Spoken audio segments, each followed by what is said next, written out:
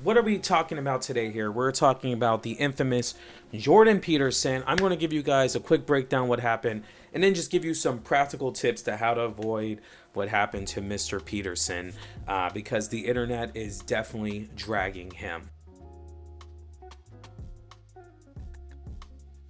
My name is James and welcome to This Beautiful Crazy Life. You guys all know who Jordan Peterson is. He's probably the most, hated and most loved person on the internet. Canadian psychologist, became famous for opposing what he considered anti-free speech laws in Canada in regard to transgender pronouns. You guys know the whole deal. Yesterday, he got in a little bit of controversy on the greatest social media site where we all come together and love each other constantly, Twitter. And he tweeted this here.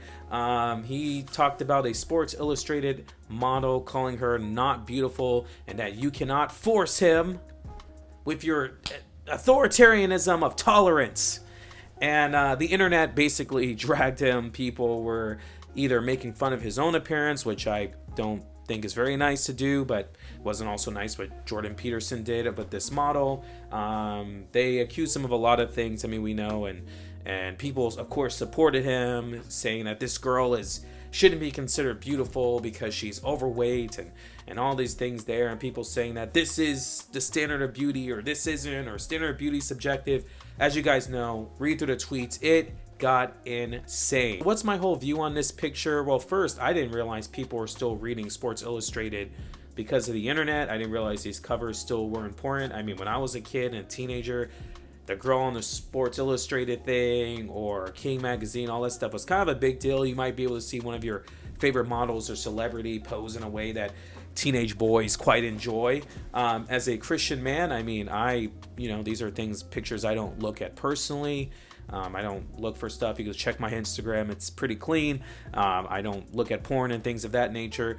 But I can see why people would find her attractive, and I can understand why people don't. I mean, our standard of beauty right now is what's considered slim, thick, right? Where the girl is probably petite but has a lot of curves, you know what I mean? But beauty is subjective. I mean, I personally think, though, just in general, this girl seems to be pretty attractive, but other people might not. And I think, for the standpoint of the modeling industry, it probably makes sense to have an array of people who look different ways where people can see the product you're buying. But this really isn't what this is about. This is really about, body acceptance and all that stuff there. And then you can have a conversation, is it good to show people are underweight or overweight? What is overweight? What does it mean to show a body that we consider unhealthy medically?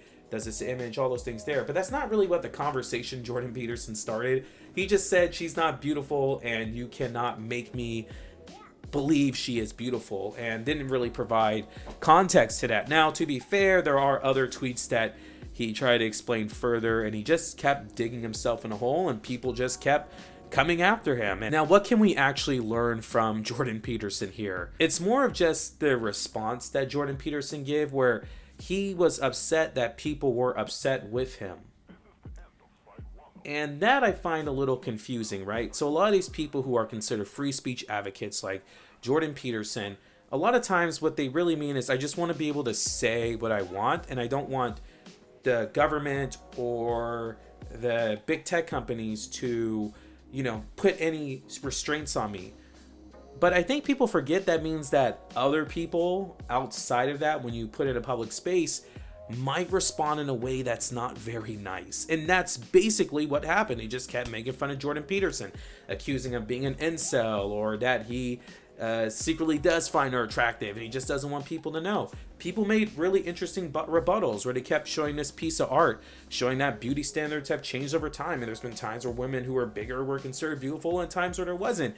And then, because he always talks about traditionalism, and they'll be like, this was the traditional body. I should probably, so it was an interesting conversation. But my main point was you can't get upset with the way people react on a platform that is public. Like, if you want to avoid these things, the best thing to do a lot of times is either not say anything or don't get engaged. Me personally, I've only tweeted like 4 things. I'm not on Twitter very often. I only go on Twitter when I want to react to something that's crazy because I'm just not on there. because I find it a pretty toxic place. I haven't been on Facebook in about 2 weeks, and I don't do TikTok anymore. I probably should to get my view count up. And I do like Instagram quite a bit. I like to post my videography stuff. Actually, here's a free plug. Check me out here at James Prim AK on Instagram if you want to check out some of my videography stuff I do. It's pretty dope. But I think people should remember something. If you don't want backlash, don't say anything. Like, why are you shocked that people are being rude? Now, as a Christian person, because I am a Christian, I want to give you guys just some practical wisdom straight from the book of Proverbs. Let's see what the book of Proverbs has to say about this. One comes from Proverbs 11, verse 9. With his mouth, the godless man will destroy his neighbor, but by knowledge, the righteous will be delivered. I think that is so true, right? Like when we follow the good wisdom from God, which is just good and helpful, check this out. You're going to lead a life that is better. It's better a lot of times not to hurt people on purpose. Like, he got a reaction from people who were mad at him because he said something that people found offensive. I don't know how to say this, guys. Free speech doesn't mean that people can't counter react what you're saying or talk about or have a rebuttal. Like, that's not cancel culture, and I don't know why people call it that. If I say something public and you don't like it and you tell me why you don't like it, I can't be like, I'm getting canceled. So a lot of times, if you're afraid of the way people react, it's probably better just not to say anything, because you're going to end up hurting yourself. Let's check out another verse. All right, we got Proverbs 11, verse 12. Whoever belittles his neighbor lacks sense, but a man of understanding remains silent. First off, that verse is not saying you should always be silent. There are times to say something, especially of great importance. But as you know, men and women of standard, of men and women of high character, what do we need to think about is what we're saying. Do we want to destroy people for the sake of destroying them? Jordan Peterson might actually have a real thought out point, and Twitter might not be the place to put it. If you want a real academic, thoughtful discussion, saying something like this, where it's just like, you can't make me believe she's beautiful, because people aren't doing that.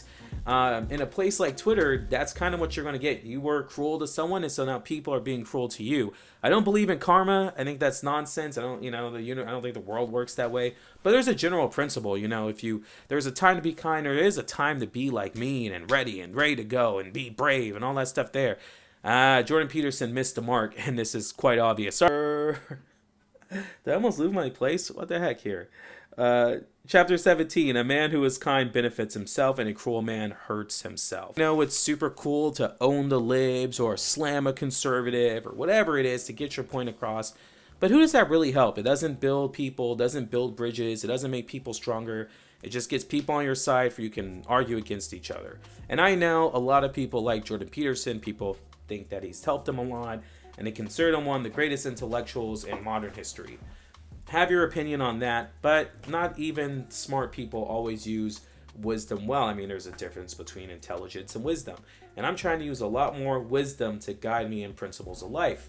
There's a lot of things I can say or want to say, but I have to think about it. Like, is this the time and place, and how do I say it? And if you're always just shooting at the hip, guys, there's going to be consequences for that. And when you live in a free society, a free pluralistic society where people have different views and different ideas, you have to be ready to take that smoke. And some of y'all don't want that smoke. So if you don't want the smoke, don't be shooting the gun. You know what I'm saying? So I think this is just a good example of what not to do. Anyway, tell me what you guys think. Do you guys think I'm wrong? Do you think Jordan Peterson is right? And also, like I said, check out my other video on colorism and beauty standards. It is linked right here. Anyway, make sure to like and subscribe, and the next video will be coming out soon. And soon is subjective. Anyway, make sure to subscribe, guys. I'll see you later.